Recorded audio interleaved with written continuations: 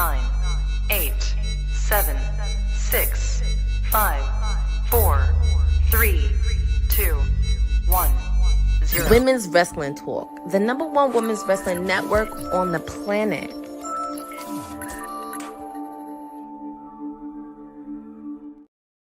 Hello and happy Wednesday, beautiful people. Buzz, it is your sweetest Oos Wrestling with Honey here. Yes, I am holding the reins today, and I'm so happy to be doing it. I'm so excited to be here. Still semi-recovering from this crazy SummerSlam hangover, but, there's no rest for the wicked because it just continues on and on. We have woken up with some crazy news from today where big things are popping and there's very little things stopping for WWE as of right now. We're going to get to all of that and more, but of course, I don't do this alone. We have family here, and we got the ladies in the house tonight. So I'm so excited that they are here. Of course, we have the one and only former birthday queen, Boss Lady TK in the house. How are you, Boss Lady? How are you recovering from your birthday weekend? I'm still recovering. I haven't gotten much sleep, but I'm here. I'm here. And we are happy to have you here. And of course, happy belated again. I know I wished you a bunch of times on social media, happy birthday, but I always like to overdo it. But another trip around the sun. Many blessings to you, many more. I appreciate it. Of course. And shout out to everybody already hanging in the chat, guys. We are going to get into all of the things. But before that, of course, not only do we have the boss lady in the house, we have the timeless elite because it is Wednesday and she's going to be getting down on all the details for AEW Dynamite tonight. Stone Cold Courtney, PR Princess. What's up, girl? Hey, guys. Happy Wednesday. I'm just like TK. I'm still recovering from SummerSlam. Indeed. I'm still recovering from WrestleCon over the weekend, but I am here. Yes, ma'am. And you have been doing the damn thing. And shout outs to you for I hope you had a wonderful time at WrestleCon. Hope everybody enjoyed the show for SummerSlam. But just like all things after very big events, there's always a very big announcement. And that is exactly what has pretty much kicked off the middle of the week for us after SummerSlam. And we're going to get into it. So let's just go right into it, shall we? WWE, as announced earlier today from ESPN, has inked a 5-year deal for WWE's live premium events. Of course, Disney being also the primary as well behind that deal. So this could mean a lot of things. There's been lots of discussions, a little bit of confusion on the internet. Fans are in a frenzy. IWC's in a frenzy. Not sure what this means going forward just yet.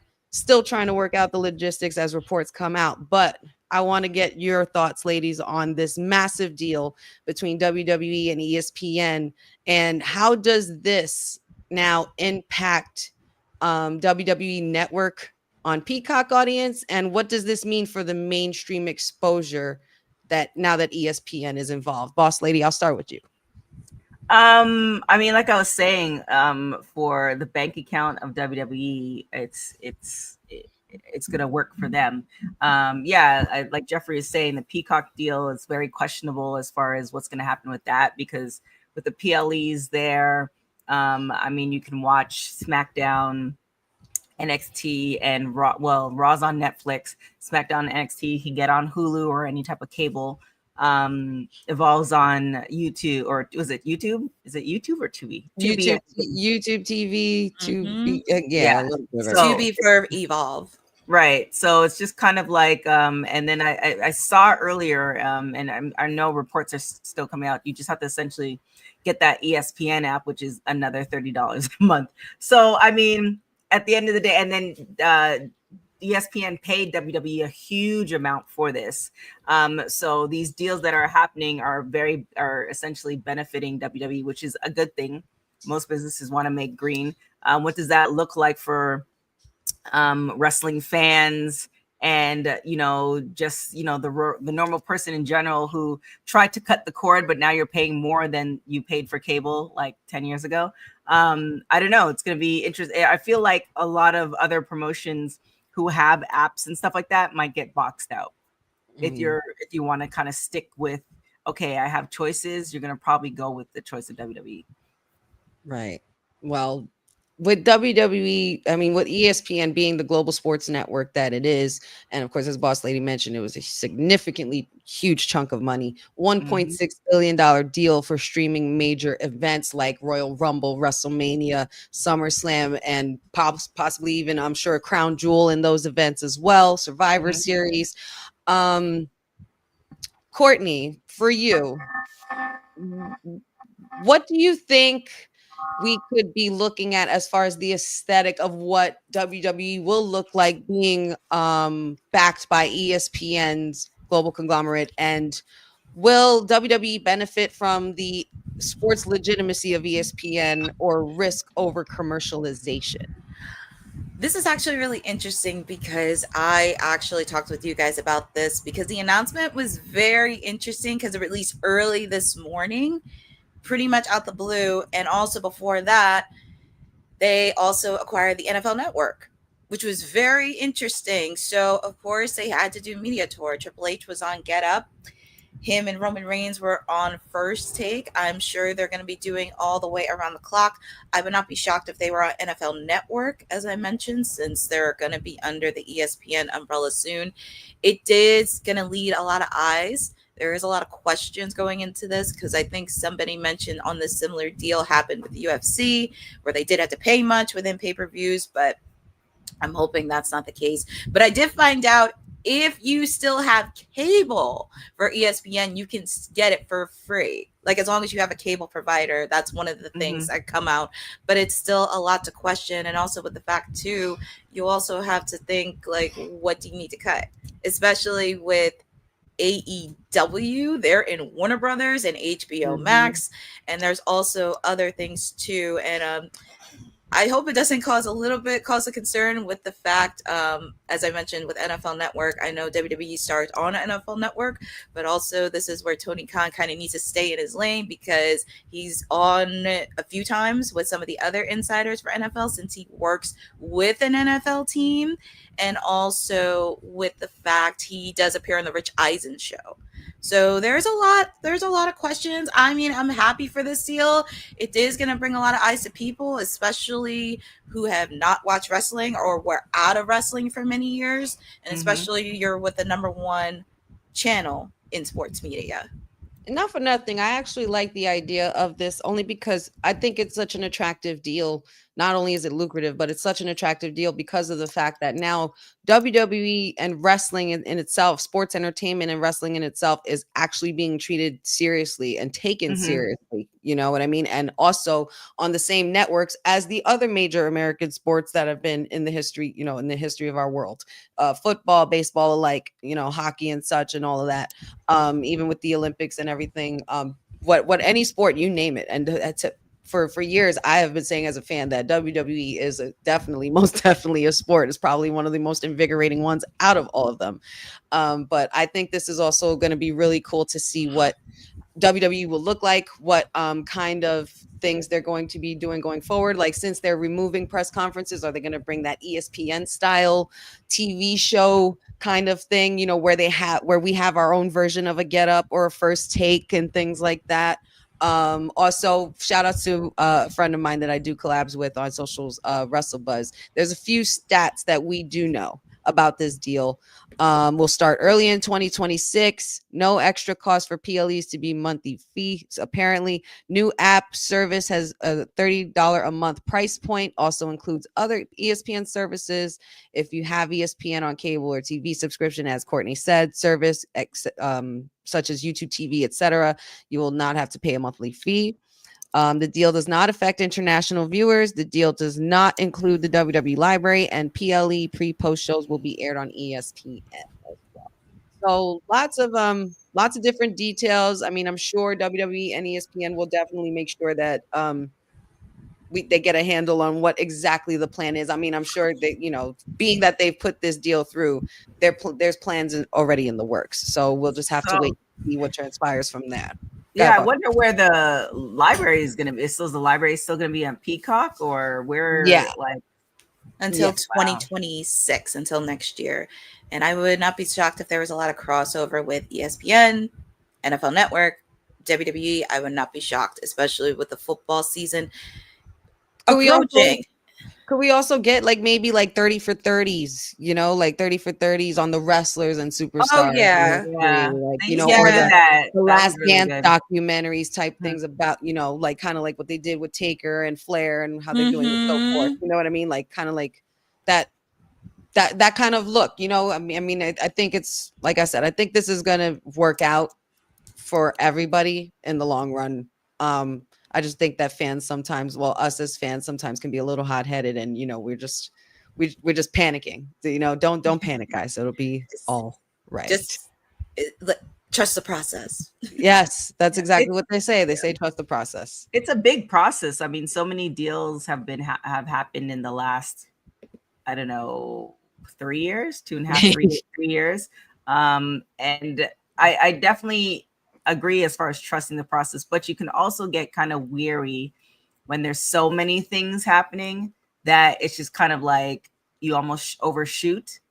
And then, you know, I don't know. I just, it gets kind of, when you're dealing with that much money, and It's then tricky. almost the oversaturation. Like we just did a LFG watch along today, and so we noticed that, you know, some of the people there were from Evolve. Well, one of the people there is from Evolve. So we have Evolve, we have LFG, we have NXT, then we have we had the Netflix show that just came out, then we have the regular shows, then we have our PLEs, and that's just in wrestling. That's just in WWE. So, you know, it kind of is one of those things that if you put it out there so quickly, will it come to a point where, you know, it's going to be too much? And Right. now those companies who have invested in WWE are now no longer getting their return on investment, because forget everything else. At the end of the day, it's always about return on investment. It's always about ESPN the money. didn't do it for the goodness of their heart. It's like, oh, well, we want to get into this because we're wrestling fans too. No, that's not what it was. They No. saw WWE was getting money, and it's like, hey, let's figure out a way for us to do this too. And they're doing that, but now it's just kind of like, it's, you know, you have, you know, main event Jey Uso on a Cricket Wireless commercial. Like you have a lot going on, and I just, you know, I think of, to me, the closest thing to it, which wasn't as big, as when CrossFit was everywhere. And it used to be on ESPN, and it used to be a huge thing in Southern California, all this stuff. And now, like, you know, you don't have the gyms. Boxing was another good one from the 80s too, which, like, you had when Rocky came out, everybody was like blowing up and all this other stuff. And it kind of like, it's kind of one of those things. So I'm just wondering if they'll be able to sustain over a long period of time. That's kind of my worry. Mm. And also wrestling is hotter than it was. So it's like everybody wants to get on the ticket. Right. Wrestling is getting hotter by the day. Like, it's to the point where at this, like, we've known how hot wrestling has been for years, but people are literally, there are so many people in the world that are not fully into it or haven't fully grasped what wrestling really is and why people go so crazy for it. But Roman Reigns actually described it really well when he was on First Take earlier today with Stephen A. Molly and Louis Riddick. He mentioned that it's the allure of what WWE does is contagious, and it's infectious. It's just theater, it's theatrics, it's drama, and it just gets you into it. It literally, the whole purpose of WWE and sports entertainment is solely based on us and our reactions and what they feed off of us. It's literally a give and take of energy. You know what I mean? So I think that if we just allow time to just simmer and just see what they plan to do, I would try not to fret or worry too much about exactly the how do they say, the logistics of it. I mean, we're not in that office. We don't have the billions of dollars that we're throwing at WWE. So, you know what I mean? But either way, as fans, you're going to consume the content if you truly, truly love it. So I don't think there really should be any need to complain in this regard. Just save your coin, y'all. Just save your coin. But also, since we're on the topic of ESPN, there's another individual who's also been affiliated with WWE both and ESPN as well, that's had quite a lot to say, especially after that he will be taking over NFL Red Zone apparently, and that's Mr. Pat McAfee. Pat McAfee has pretty much taken aim at ESPN executives via Twitter. and had quite a unique statement to make. I pretty much will give you the quote unquote. He basically congratulated WWE and ESPN on getting the historic deal done. And then he proceeded to say, great to see two powerhouses of sports and entertainment coming together. I assume all the mid-level powerless bum ass suits at ESPN will attempt to muddy this somehow. But in the end, this agreement will outlive the dinosaurs currently guarding desks at Bristol, and this deal will be great for ESPN. Cheers to the future. So, Courtney, let me ask you, is Pat McAfee shooting? Is he taking this moment to make it a shoot moment or a work moment? Or is this really Pat McAfee exposing the real tension between media and talent? Let me just say this. This is not the first time Pat McAfee's been under fire with ESPN execs. This is not the first time it has happened. So, look, we already know what show he does. We already know what type of audience he brings in. I mean, he's had history with ESPN executives because he's put his foot in his mouth a little bit too much, because sometimes it's like, okay. But then at the same time, it's just like, okay, we kind of know where you're going with this. And I hate to say it, especially in the times we're in now, that pretty much sells in a way, but at the same time, just have to be a little bit mindful. And of course, would not be shocked if he did post it on social. But this is Pat we're talking about. I mean, of course, he's going to have some antics. We've seen him, of course, doing commentary. I've seen him do it on when college football comes around the corner, which will be coming up soon. He's that antics guy, but it's not the first time he's been under fire.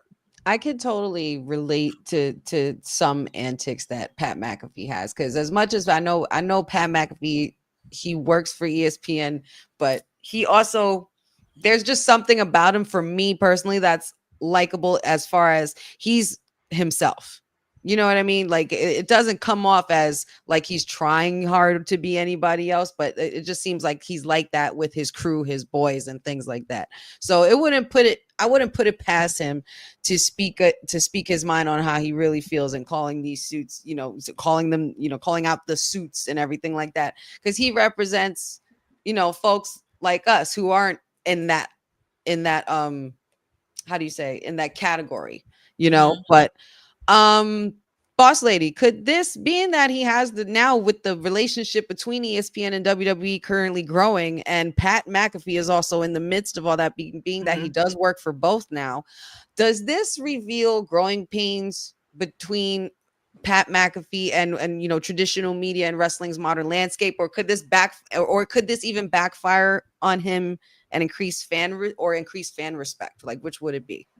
I mean, it's definitely new media, how he got started and stuff like that. And, him stepping down from Raw was more of a burnout situation. And, he's doing well. So, and then also you look at what WWE is doing and the people that they're showcasing. It's people who have podcasts. It's people who, have Twitch accounts. It's people who have numbers. At the end of the day, again, it's the return on investment. So if you have, a podcast that has 1 million viewers and, all these people are watching wrestling, you best believe, if I were a betting person, WWE is going to come calling sooner than later, because they want some of those viewers as well. And those viewers want to support you. It's all about community. I think it was, Bill Gates. I think it might have been Bill Gates who was talking about eventually we're going to get into the society where the money is not necessarily going to come from companies. It's going to come from communities, people who support you, who, like what you do, who are going to be essentially paying those things. And then the companies are now going to look to you to hire you. So it's just a different circle. Whereas before it was, they were looking for people who are just coming out of college. It's like, oh, they have a good look to them. They might be able to bring us money. But now, especially where entertainment and hosting is involved, it's more like, what can you bring us? Have you already put in the time? Are you the sweat equity?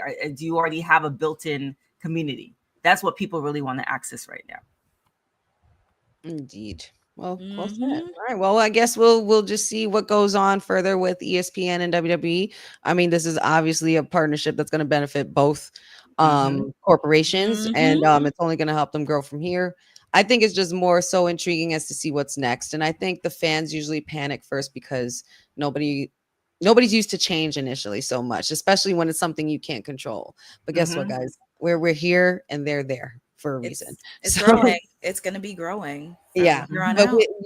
it's just about, it's literally about evolving. That's what life is as well. You know what I mean? We literally go through it with our own Mhm. individual perspectives through life. So it's only right that something like this, like the WWE, will continue to grow, being that it has ever since this TKO umbrella.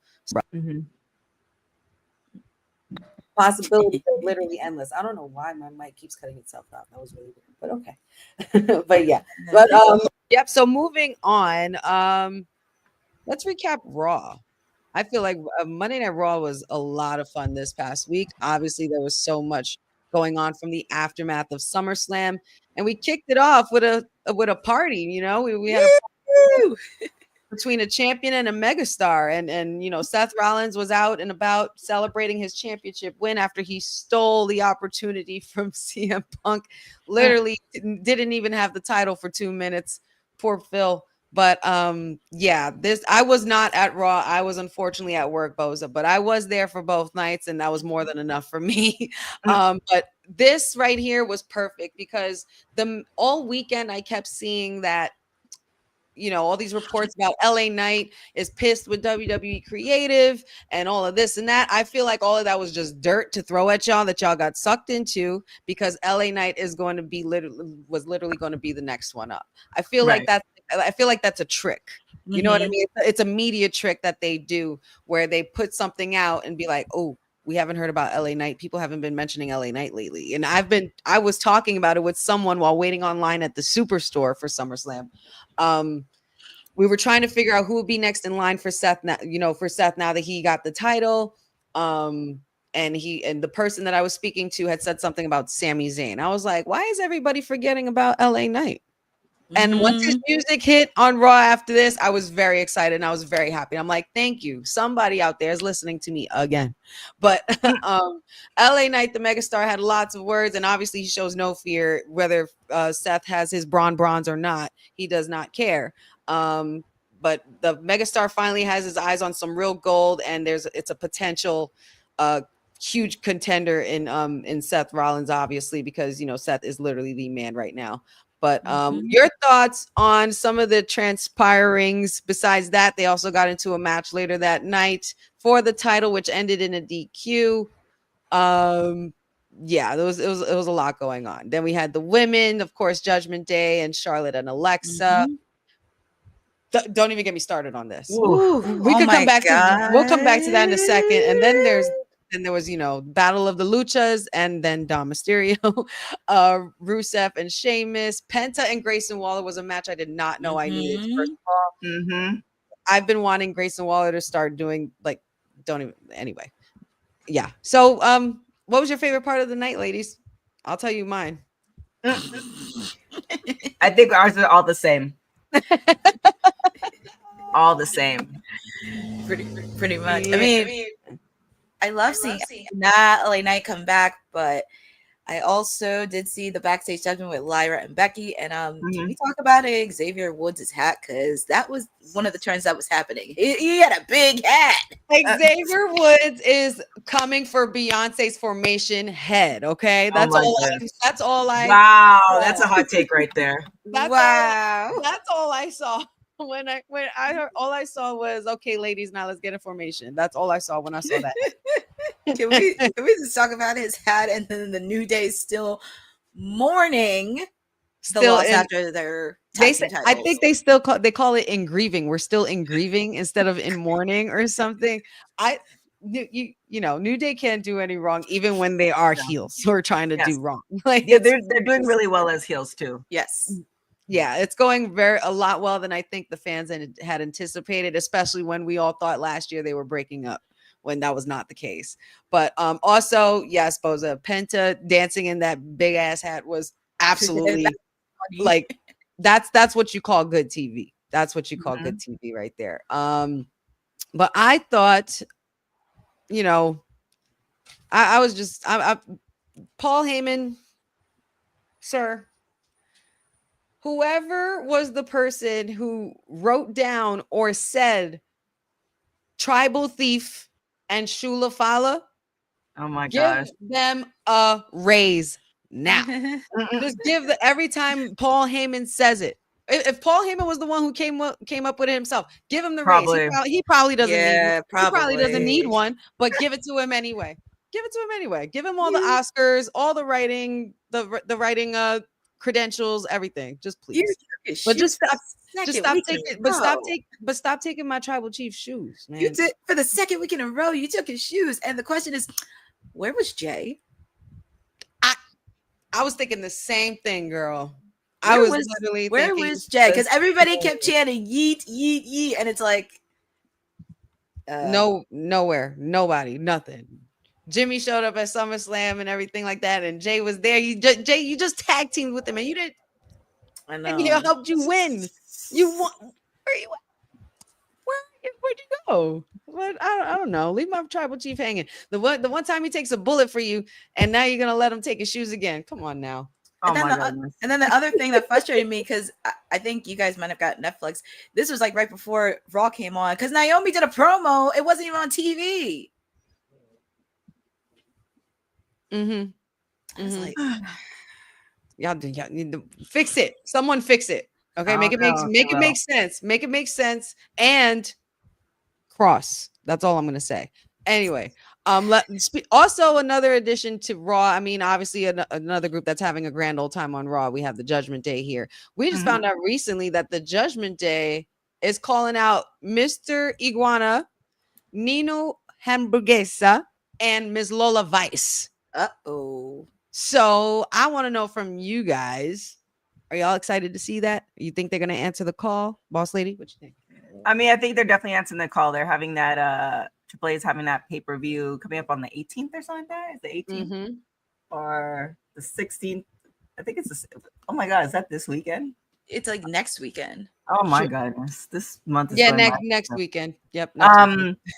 It's a good tie-in. I mean, it's again, return on investment. Now, I'm going to make it a point we probably will have a watch along for that. So there's, I think it's definitely going to happen. It's a great crossover. You're going to have people who are not it's kind of the same time when, the same thing that happened when AAA had their, what is that, back in June?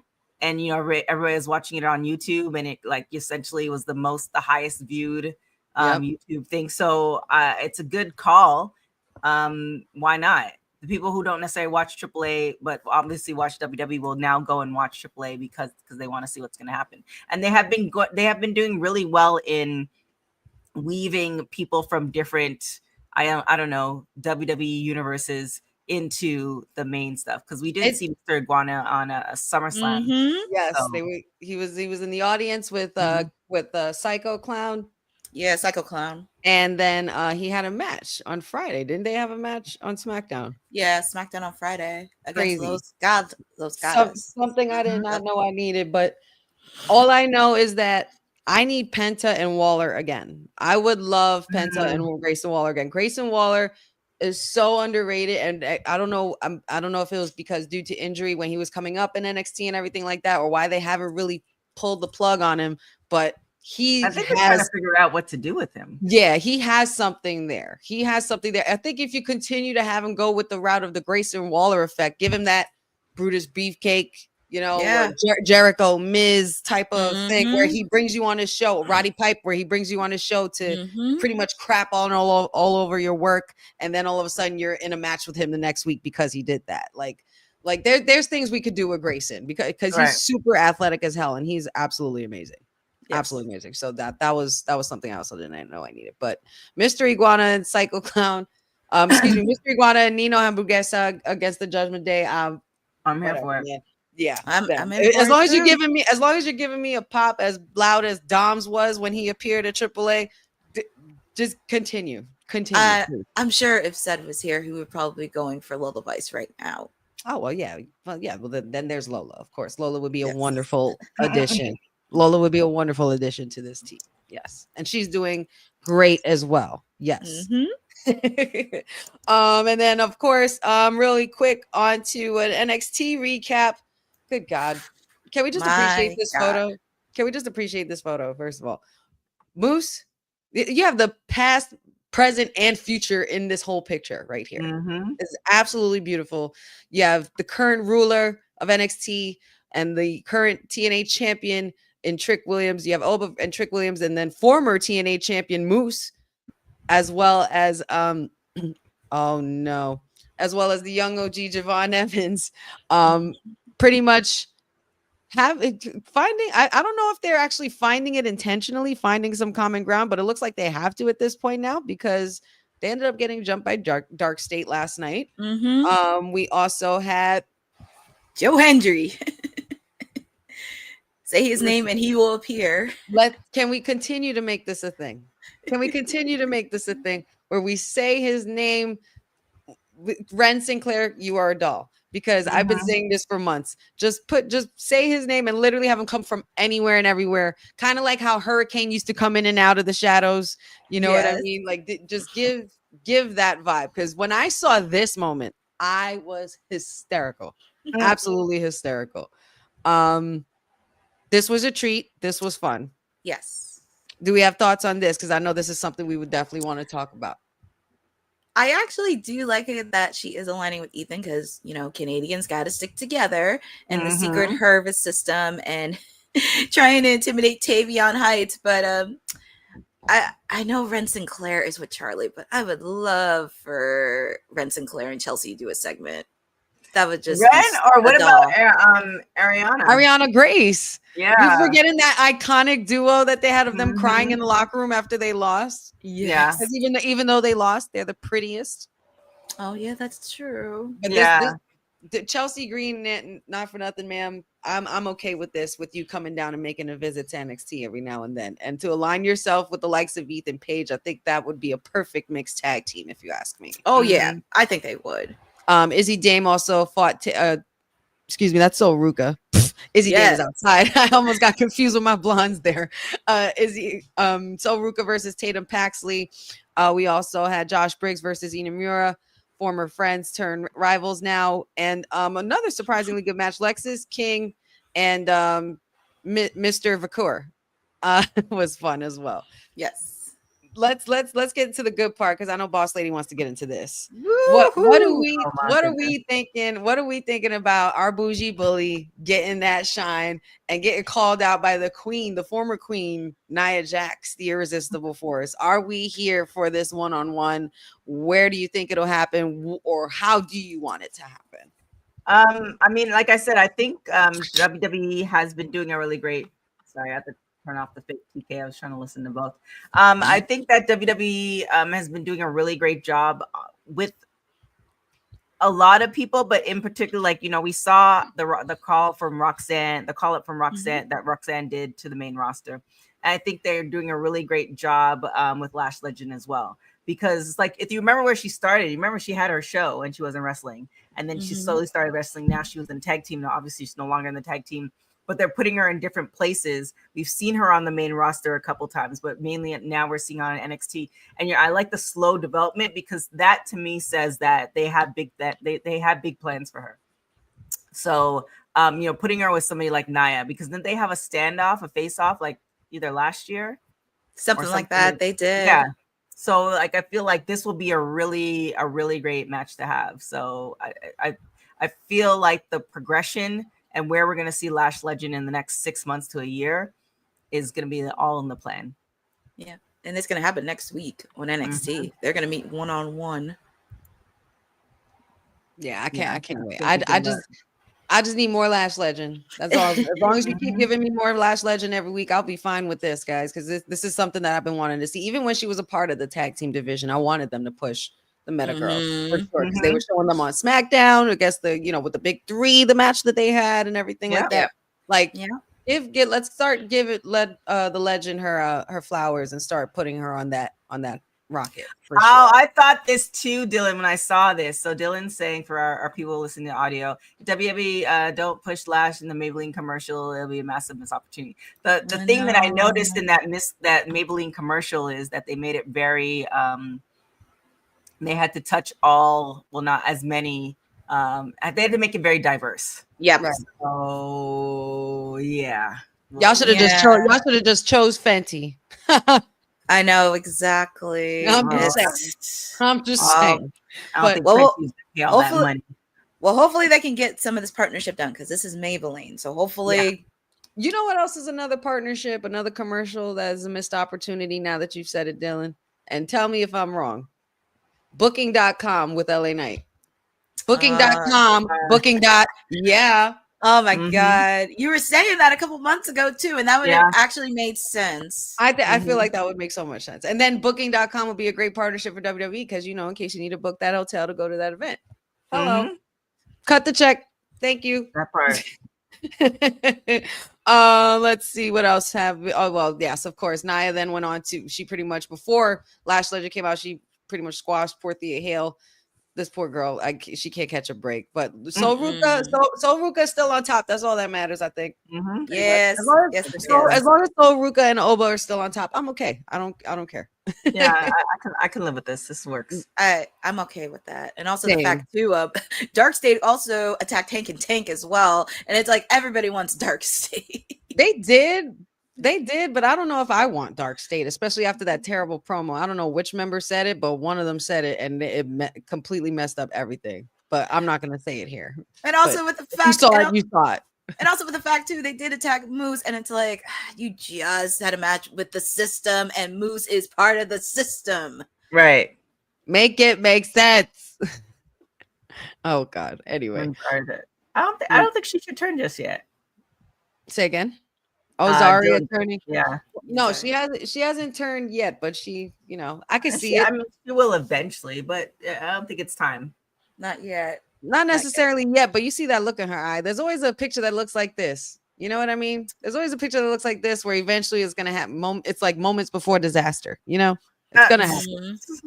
It's definitely gonna happen one day. It is gonna happen. Let's move on to some AEW side news because I know, of course, we have the Timeless Elite on tonight for Dynamite. But before we get into the Dynamite stuff, let's just give this wonderful queen her flowers and shout outs to Miss Queen Aminata for her new deal that she just signed with AEW, which is absolutely well deserved.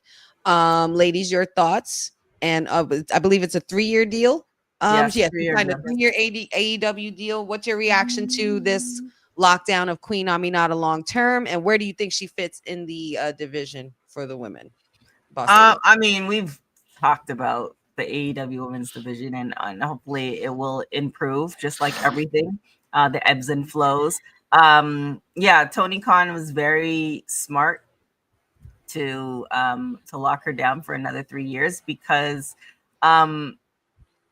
you know, compared to the juggernaut of the women's division that WWE currently has across all the platforms, and then we have AEW with, you know, 2 shows. It's like night and day.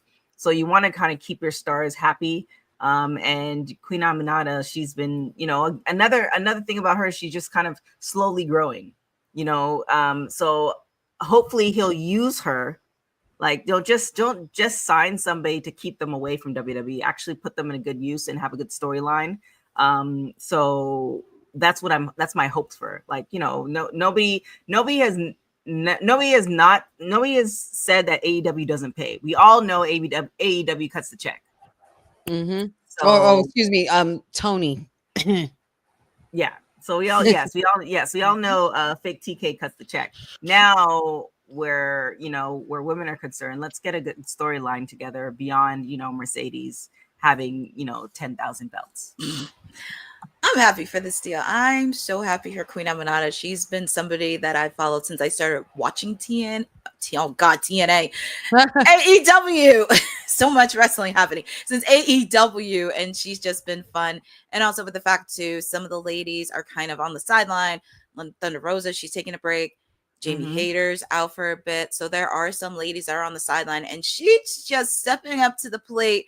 And I would like to see her in a lot more storylines. And I know people always say, like, oh, I want Willow, I want Chris Statler to be the one to throw Mercedes for the TBS title, or Alex Windsor. I'm like, nah, I kind of want Queen Aminata to do it. I know she faced off against her around last year, but I wouldn't mind seeing her get a pick because Mercedes is almost this close.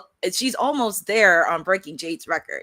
And then after she breaks Jade's record, then she could go from there. But it's pretty much trust on who you think can take the reins of the TBS. And so I would not be upset if the queen won. So Queen Aminata, and the fans love her the last couple weeks. Like they were very cheering for her. Favorite. Big fan favorite. They love her. Honestly, I'm grateful for the professor for putting me on Queen Aminata. It's like she's literally one of the only reasons why I do peek my head in at AEW. Besides you, Courtney. Yes, yes, a queen, and we met her at the Queen of the Ring red carpet. Yes, she was so nice. She was so nice. She was very kind enough to take a very beautiful selfie. Of course, my look was nowhere compared to hers. Her face was beat for the gods, and she was everything. But yeah. So that shout outs to Queen Aminata on the 3-year deal. Can't wait to see what they finally basically kind of to touch upon what MDB said, as long as there's no excessive jobbing, we'll be all right with that. Just keep her in that title picture. Let's build her into the superstar she deserves to be, for sure.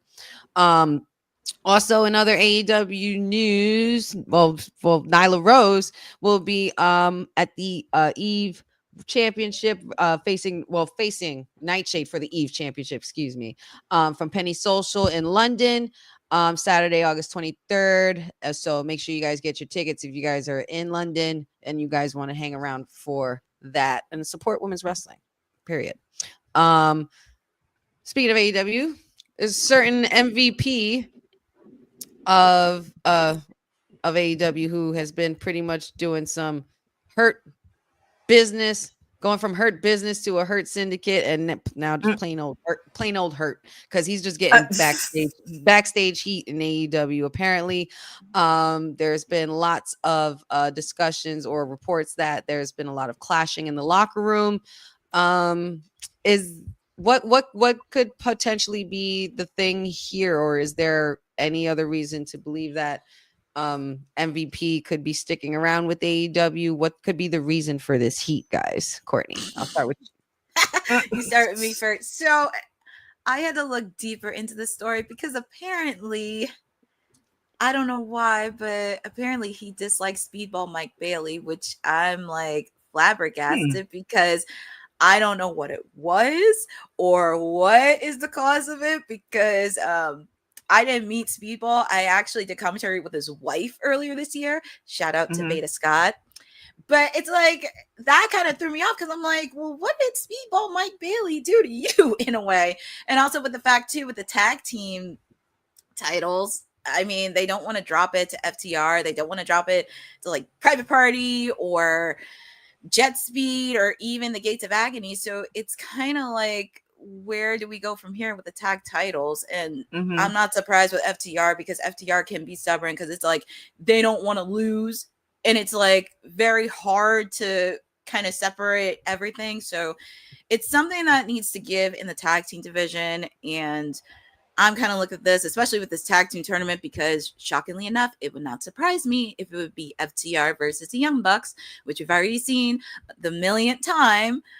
So moving forward is this, and I know everybody's like really pushing the buttons, because I am going to be talking a lot more on this on the top of the hour on my watch along, because there's so much happening, but it's pretty much trust. Like, who do they think can drop the belts? Because as I mentioned, they faced off with many other tag teams with the Outrunners or Jet Speed, and I know I've said my clients make a return for 2026, but at TonyCon, get my boys back together. Please get the Acclaim back together. Please. Because I can't think of any other tag team that can do it. That tag team division needs saving. Like, at this point, because we had a storyline in place when they were almost in disarray, where MVP was trying to get with Caster. And the only reason he wanted to get with Caster was his father is a Super Bowl champion. That's why he wanted to do it. And that could have progressed. But as I said, I'm manifesting for 2026, but I'll be following it a lot more closely in the next couple months. Well, go ahead. No, go ahead. I was going to ask you a question, but go ahead, speak first. I'm wondering, so is the story that he doesn't, like, in real life, he doesn't want to drop? Because at the end of the day, like, did in his the fake TK is starting to talk again. I don't know what happened. So I'm wondering, because I wonder if that's part of his contract. You know what I'm saying? Because at the end of the day, the talent doesn't decide who drops or who they're going to drop to. So like, how does this, how does that all play out? And, but now is MVP listed on AEW as a talent manager? He's a manager. Manager. I very rarely. I think he only wrestled once, and that was it. But he's their manager.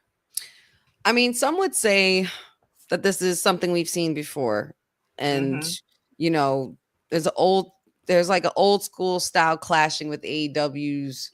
It's MVP. He's very old. Why does my mic keep doing that? It comes off very old school style with locker room culture, right? But could this be a clash of the styles, or is that just that, or is this a case of AEW not really managing veteran talent the correct way?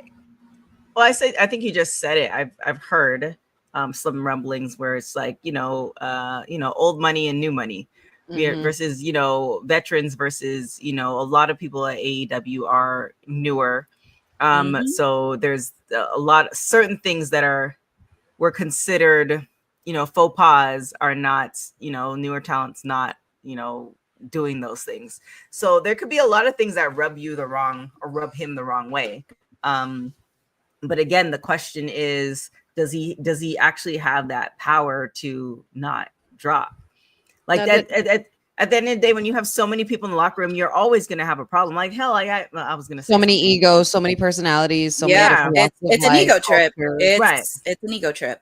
Like not everybody's going to get along. That's it could literally be 20 people together. There's always going to be one person that's and it just might be some little thing. So I just really wonder what the if it is an ego thing, then who is actually the boss in charge? And if it is an ego thing, my question next would be, was WWE right for getting rid of him in the first place? Maybe not the way they went about it, but if there was something problematic going on backstage that we don't know about MVP, like I don't know who these people are behind closed doors. Right. And I don't want to assume, but I'm just saying you never know with people. Right. Like maybe there was a real reason, legit, as to why Triple H was just like, nope, get him out of here. This is a problem. This and that. And then of course, with retaliation, MVP comes to the defense and starts talking on Twitter and socials and things like that. It makes it about a different situation, but it's like, you don't know who's right, but it's something to observe and to keep an eye on, that maybe this is a habitual thing. And I think it's also something too, because you did mention it on socials. I think sometimes you kind of need to really figure out what that line is when you're posting on social, because sometimes you're putting too much tea out there where it does leave a lot of questions, and sometimes it's always good to say less is more, because we don't know what happens backstage in closed doors, because there could have been something happening that we may not even know, and then sooner or later, 2-3 years later, we find out down the pipe hole they want to spill the tea. Like, for example, this whole Unreal situation, the Unreal documentary with WWE, and we'll go back to AEW in a minute because we got to do the Dynamite preview. But with the WWE Unreal documentary, I understand in some cases where it wouldn't be a good idea to want to peel back that curtain so you don't reveal too much, and show how the magic trick is made. They didn't really do anything. They didn't do anything. At the end of the day, no matter what they show us, they could say, hey, look, this is the look behind the curtain. We still don't know, even with what they show us. No. And we were talking all that stuff about Tiffy and Charlotte and all of that, and they had beef the whole time. No, Tiffy was excited to work with Charlotte, and Charlotte was excited to be back. She was just nervous because she had come off a career-threatening injury and gone through a very nasty divorce in public, which isn't easy to go through. You know what I mean? And you were on top for so long, so that was your first big injury and break out of work for a year. So it's like, with the Unreal, it's just a teaser. It's just a little appetizer, and it just shows you what is and what could. But there was a real little moment where Tiffy went off script. Triple H was like, she was in the wrong. Someone has to apologize, because at the end of the day, we're all family. We got a show to put on. We don't got time for this. Right. Money. Yeah. Time is money. So money talks. And Yeah. So I think it's a really unique situation where they kind of like can peel back layers. But with AEW, unfortunately, they can never come out with a documentary or do any Unreal type of shit because of there's always drama backstage. You know what I mean? Like, Well, I mean, I think the only difference is that WWE has now cleaned it up. They've been around longer that they've cleaned it up. They've AEW AEW still got a lot to learn. Yeah, they got a lot yeah. because they're in their sixth year, so it's like it's kind of progressing. So they have to learn how to grow and what they need to fix. I mean, they have to figure it out. I mean, hopefully they can stick around at least when they hit year number 10. Well, yeah, and that's the thing. You have to. It's like any business. If you take even wrestling out of it, it's like any business. You start a business and you get some success. You have some losses. The art of a true business who lasts long is the ability to pivot. Like you have a lot of you have businesses who, for instance, the pandemic happened and they didn't survive. So you kind of have to figure out how the main thing is how to pivot. So with AEW, it's kind of seeing everything that's going on. Thankfully, Tony Khan, I hope it seems like he's not, comparing himself to WWE like he used to. So it's now one of those things like, okay, how do we make this viable? So I think the main goal for the fake TK is to not use his own money. How do we make enough money where you're not using your own money? Right. That's where I don't have to come out of pocket. Right. No, except only if I'm dealing with Mercedes Monae, I come out of pocket. Well, even that. Oh my God. I mean, yeah. Jeffrey, I tried to clean up the best way I could, but also I got to be critical. And I'm pretty sure I'll be talking about this in my watch along top of the hour. Yeah. Speaking of watch along, let's pivot to AEW Dynamite tonight. Oh boy. And where is this happening again? Hold on. So yes, go ahead, Courtney. You got this. So it will be in Cleveland, Ohio, as they continue the road to Forbidden Door happening later this month. We're also going to have the AEW World Tag Team Title Eliminator Tournament semifinal match between the Young Bucks against the team that I love, Brody King and Bandito. Those two are going to have so much fun. We're also going to have a grudge match between MJF and Mark Briscoe. And I'm sure our AEW World Champion Hangman Adam Page will be watching closely. We're also going to have the ladies for a Forbidden Door TBS four-way qualifier match, where at Forbidden Door, they're going to have obviously the TBS champion against somebody from AEW versus somebody from CMLL versus somebody from Stardom. So for the AEW side, it will be Queen Aminata taking on Sky Blue, taking on my newest client, Alex Winsaw, against Billy Starks, and the winner of that match will be in that fatal four-way match. And we're also going to have the return, fresh off from her loss against my client, the timeless one, Toni Storm. Mercedes Monae with her 8 belts will be there tonight. I'm sure she's going to have a bringing lot all to say. 8 of them. She can carry all of them. Is she good? Bringing... Is she good to carry them? Does she need some help? Well, I mean, she did say on social she just needs somebody to help her. You just have to live in Orlando, Florida. That part. Yes. Well, so I'm sure Miss Monae can afford an assistant to help her carry that on a golf cart or something. How much is that? Oh my gosh. How much is she paying that person? I'm pretty, hopefully it's a lot of money. I mean, said how much she paying you? I mean, when you're the highest paid woman in professional wrestling, you better be paid a decent amount of money. I would hope so. Is there anything else to add? I think we pretty much got through everything today, ladies. Other than because I think the big news was ESPN and WWE, and then of course talking about SummerSlam afterwards. But I mean, oh wait, I got it. That was the new one. That's right. Tribal Chief has been advertised for the next Raw episode, so just make sure you tune in and always acknowledge your Tribal Chief every week. So don't forget about that. That was the thing I forgot. Appreciate it. It is. I mean, there it is. But honey, you were at SummerSlam, and since you weren't here on Monday, child, listen, I can't even describe to you. I still have so many videos and so much stuff that I haven't even posted yet. So I'm probably going to pretty much post all of my SummerSlam content for the rest of the month and nothing else. But what a night! Both nights were amazing. The first night I was a little iffy about because there was just some matches that were done in the way I wasn't expecting. There were certain wins that I didn't want, you know what I mean? But or I wasn't really like feeling how they wrote it. But by the end of that night, I felt like the fakest fan alive because John Cena's right about us, guys. John Cena's right. We are fickle, we are fake, we are phony. Because CM Punk, the ref counted 3 and CM Punk got that title. We were all elated, jumping for joy. First time in 12 years. So happy for you. Seth comes out, takes the title from him, and we were equally just as happy. Yeah. I felt so phony. I was like, this is so bad. And then but it was so good. It was so good. I was screaming my head off. I knew the crutches thing was going to be in effect. I had a feeling about it because I was like, you can't trust Seth Rollins for the life of you. He's a snake. Boy. It was just so good. But then I too forget about it. I will apologize to Seth Rollins, though. And I will say that live here because I said something a couple of weeks ago on live that was probably really messed up in regards to him getting injured and that he dropped the ball. My good sir, I apologize. You are Mr. Monday Night. You are the visionary. You are the revolutionary. You are the freaking man. And you showed me that night. So I will never, ever say anything out of pocket like that ever again about Seth Rollins because he just continues to be a chameleon in this industry and continues to grow because it was a nod back to his moment from 2015 when he did it the first time with his first leg injury with the crutches and stuff. But this one was in such more dramatic fashion.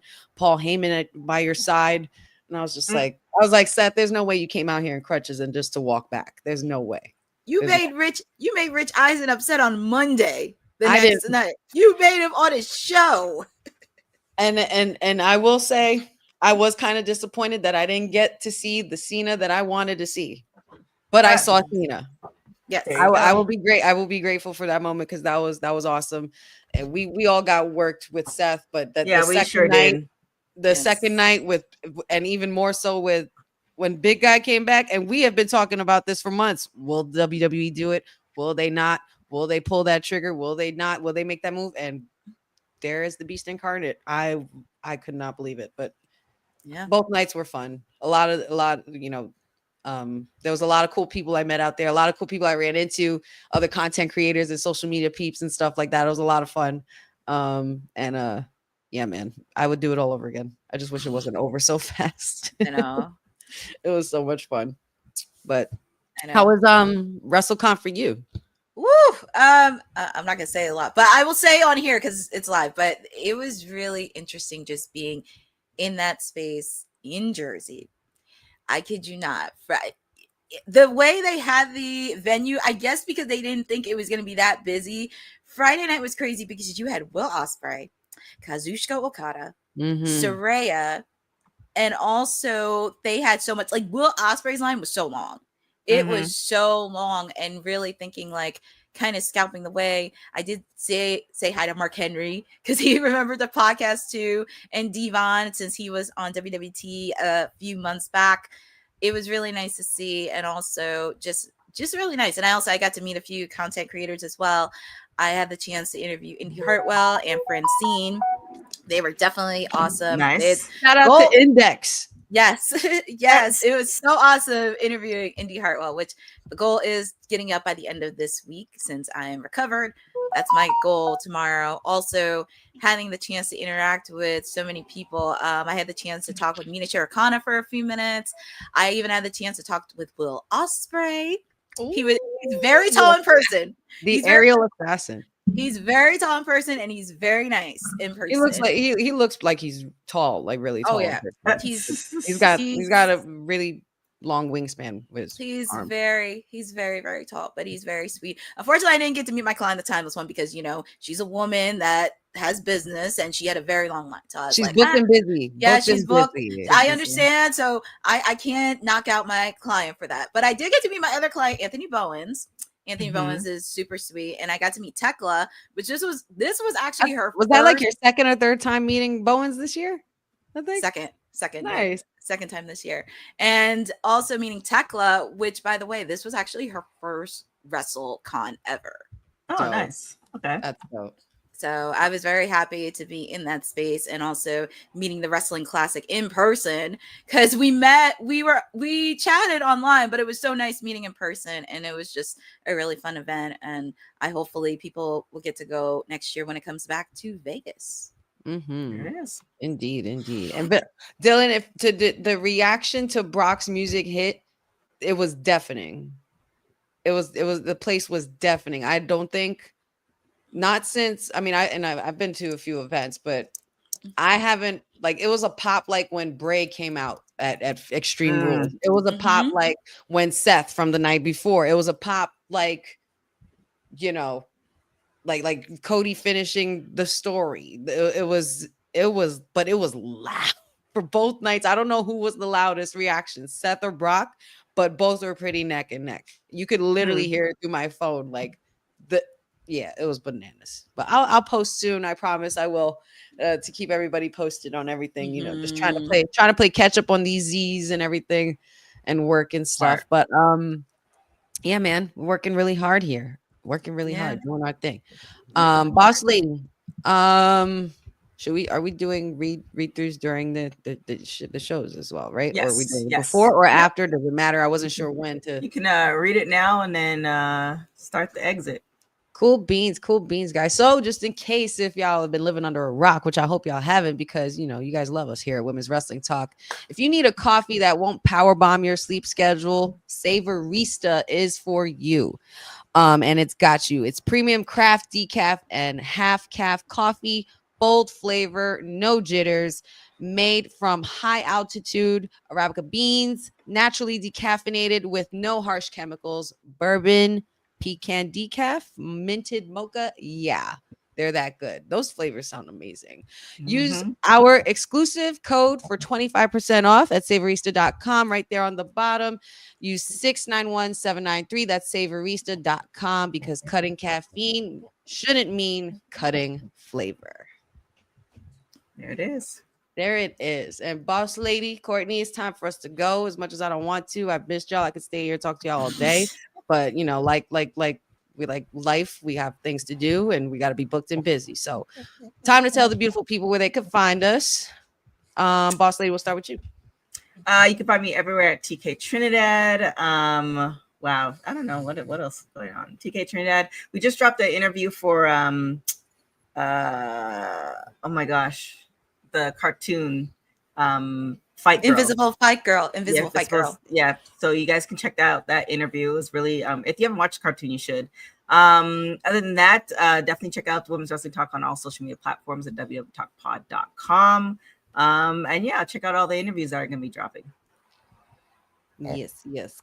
Courtney, Miss Timeless Elite, madam. Well, the people can find me top of the hour, because you're going to get Timeless Elite Wednesdays, not CEO Wednesdays. We're not going to have that here. So you will be getting we will be getting that's a good that she does. MTV, she really does. She got the Beyonce fan coming through, because I see Courtney's hair is just blowing. Yeah, because I have my fan on, because normally I would have my fan on because it gets so stuffy. So I always have to make sure my fan's on. But the people can find me top of the hour for Timeless Elite Wednesday, because we're going to be spilling a lot of tea. I mean, they're in Cleveland, Ohio, on the road to Forbidden Door.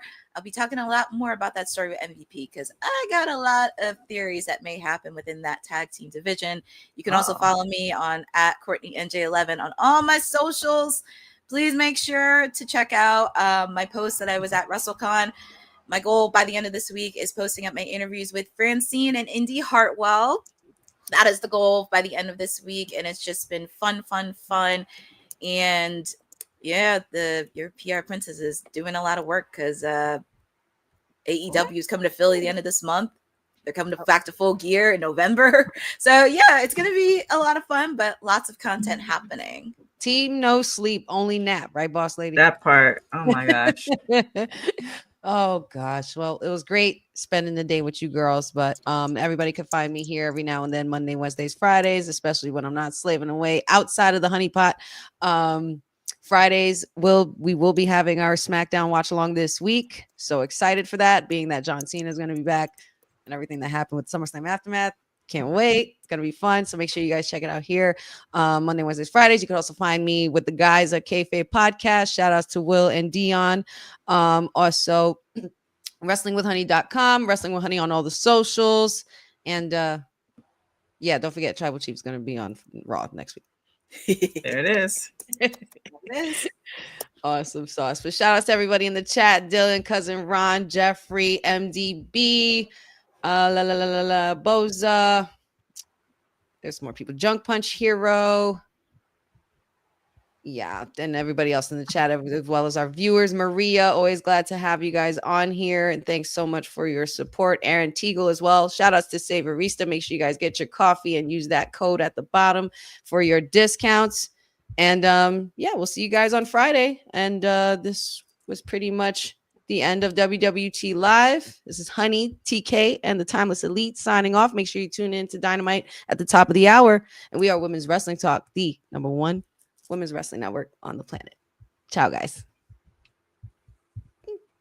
Thanks for joining WWT. Don't forget to like us on all social media platforms at WW Talk Pod.